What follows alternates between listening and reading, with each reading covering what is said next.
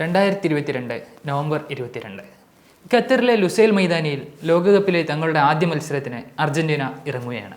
കടലാസിൽ ദുർബലരായ സൗദി അറേബ്യയെ ആദ്യ മത്സരത്തിൽ പരാജയപ്പെടുത്തി വിലപ്പെട്ട 3 പോയിന്റുകൾ നിഷ്പ്രയാസം നേടാമെന്ന ലാഘവത്തോടെയാണ് അർജന്റീൻ ടീം കളത്തിലിറങ്ങിയത്. 10-ാം മിനിറ്റിൽ ലഭിച്ച പെനാൽറ്റി ലയണൽ മെസ്സി ഗോളാക്കിയതോടെ ഇനി സൗദി തിരിച്ചു വരില്ലെന്ന് എല്ലാവരും കരുതിയതാണ്.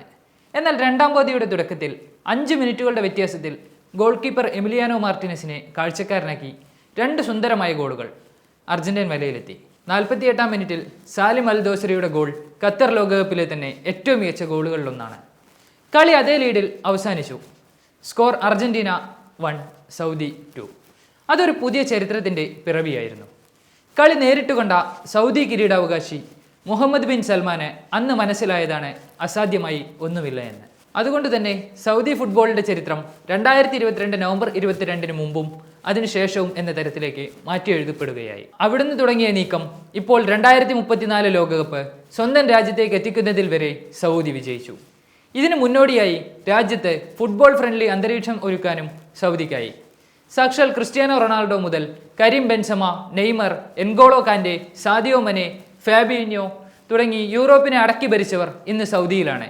സെനഗലിൻ്റെ ഖലീദോ കൗലിബാലി, വോൾവസിൻ്റെ പോർച്ചുഗീസ് മിഡ്ഫീൽഡർ റൂബൻ നെവസ്, ചെൽസിയുടെ ഗോൾ കീപ്പർ എഡ്വേർഡ് മെൻഡി, ലിവർപൂളിൻ്റെ റോബർട്ടോ ഫിർമിനോ എന്നിവരെല്ലാം സൗദി ക്ലബ്ബുകളിലേക്ക് സൈൻ ചെയ്തു. ഇന്ന് പ്രീമിയർ ലീഗും ലാലിഗയും പോലെ ലോകമെമ്പാടുമുള്ള ഫുട്ബോൾ പ്രേമികൾ കൃത്യമായി ഫോളോ ചെയ്യുന്ന ലീഗായി സൗദി പ്രോ ലീഗ് മാറി. ഇനി സൗദിയുടെ ഊഴമാണ്. അതുവരെ ആരും ശ്രദ്ധിക്കപ്പെടാതിരുന്ന ലീഗിനെ അവർ ലോക നിലവാരത്തിലെത്തിച്ചു. ഇനി ആ നാട്ടിലേക്ക് ലോകകപ്പ് കൂടി എത്തുകയാണ്. അതും പടിഞ്ഞാറൻ രാജ്യങ്ങളിൽ നിന്നുള്ള തുടർച്ചയായ ഹേറ്റ് ക്യാമ്പയിൻ നടത്തിയിട്ടും Spain, Portugal, Morocco, Argentina, Uruguay, Paraguay എന്നീ രാജ്യങ്ങളെ എല്ലാം പിന്തള്ളിയാണ് 500-ൽ 419.8 എന്ന റെക്കോർഡ് റേറ്റിംഗ് നേടി ഫിഫ സൗദിയെ ലോകകപ്പ് വേദിക്കായി തിരഞ്ഞെടുത്തത്. ഔദ്യോഗികമായി ഡിസംബർ 11-നാണ് ഫിഫ വേദി പ്രഖ്യാപിക്കുക. മനുഷ്യാവകാശ ലംഘനങ്ങൾ നടക്കുന്നുവെന്ന് ചൂണ്ടിക്കാട്ടി പടിഞ്ഞാറൻ മാധ്യമങ്ങൾ സൗദി അറേബ്യയിൽ ലോകകപ്പ് നടക്കുന്നതിനെതിരായ ക്യാമ്പയിനുകൾ നടത്തിയെങ്കിലും ഫിഫ ഇത്തരം ആരോപണങ്ങൾ തള്ളുകയായിരുന്നു. കൂടാതെ സൗദിയിലെ കാലാവസ്ഥയും യൂറോപ്യൻ ക്ലബ് ഫുട്ബോൾ ലീഗ് സീസണുകളും തമ്മിലുള്ള പൊരുത്തക്കേടുകളും പ്രശ്നമായി മാധ്യമങ്ങൾ ഉയർത്തിക്കാണിച്ചു. ദി ഗാർഡിയൻ പോലുള്ള മാധ്യമങ്ങളാണ് ഇതിനു മുന്നിൽ നിന്നത്. ഖത്തർ ലോകകപ്പ് കാലത്തും ഒരു വിഭാഗം പടിഞ്ഞാറൻ മാധ്യമങ്ങൾ ഖത്തറിൽ മനുഷ്യാവകാശ ലംഘനങ്ങൾ നടക്കുകയാണെന്ന് ആരോപിച്ചിരുന്നു.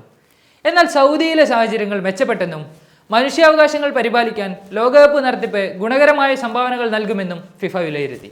റമദാൻ മാസവും ഹജ്ജ് കർമ്മങ്ങളും അടക്കമുള്ളവ കൂടി പരിഗണിച്ചായിരിക്കും ലോകകപ്പ് ഷെഡ്യൂൾ തയ്യാറാക്കുക എന്നാണ് അറിയുന്നത്. 2034 ലോകകപ്പ് ലക്ഷ്യമാക്കി വൻ ഒരുക്കങ്ങളാണ് സൗദി നടത്തിവരുന്നത്. ഭൂമിയിൽ നിന്നും 350 മീറ്റർ ഉയരത്തിലുള്ള നിയോം സിറ്റി സ്റ്റേഡിയം അടക്കമുള്ള ആഡംബര സ്റ്റേഡിയങ്ങളാണ് സൗദി ഒരുക്കുന്നത്. സൗദി അറേബ്യയിൽ ഉടനീളമുള്ള മറ്റ് 10 ഹോസ്റ്റിംഗ് സൈറ്റുകൾക്ക് പുറമെ റിയാദ്, ജിദ്ദ, അൽഖോബാർ, അഹ എന്നിവിടങ്ങളിലെ 15 സ്റ്റേഡിയങ്ങളിൽ മത്സരങ്ങൾ നടക്കും. ഇന്നോളമുള്ള ഏറ്റവും മികച്ച സംഘാടനമാണ് നമ്മൾ ഖത്തറിൽ കണ്ടത്. വിഷൻ 2030 എന്ന കിരീടാവകാശി മുഹമ്മദ് ബിൻ സൽമാന്റെ പദ്ധതി കൂടി പൂർത്തിയായ ശേഷം വരുന്ന ലോകകപ്പിൽ എന്തെല്ലാം സർപ്രൈസുകളാകും സൗദി ഒരുക്കി വരികയെന്ന് ഫുട്ബോൾ ലോകം ഉറ്റുനോക്കുകയാണ്. waytonikah.com, the exclusive Muslim matrimonial site.